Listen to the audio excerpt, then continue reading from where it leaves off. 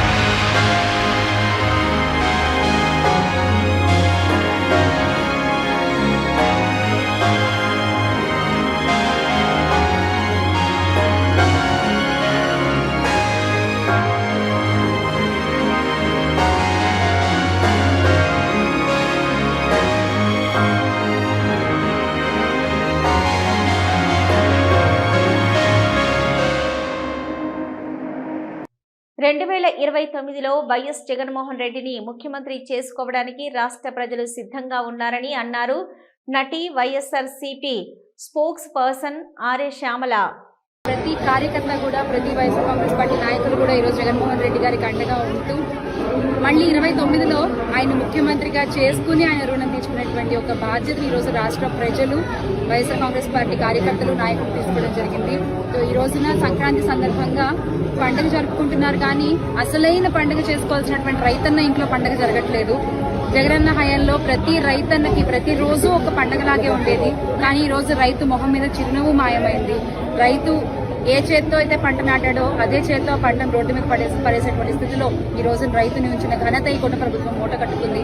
అలాగే లేనిపోని అప్పుల భారాన్ని రాష్ట్ర ప్రజలపై మోపుతూ 3,20,000 కోట్ల అప్పుల్ని ఈ రోజు ఈ కుటుంబ ప్రభుత్వం చేసిందంటే ఈ కొద్ది సమయంలోనే, 2 నెలల సమయంలోనే ఇక పోని ఇంకెంత అప్పులు చేస్తారు, ఈ భారాన్ని అంతా రాష్ట్ర ప్రజలపైనే వేయాలి. వాళ్ళు పోని చేసిన అప్పులు ఏమైనా అభివృద్ధికి వాడుతున్నారా అంటే అది లేదు.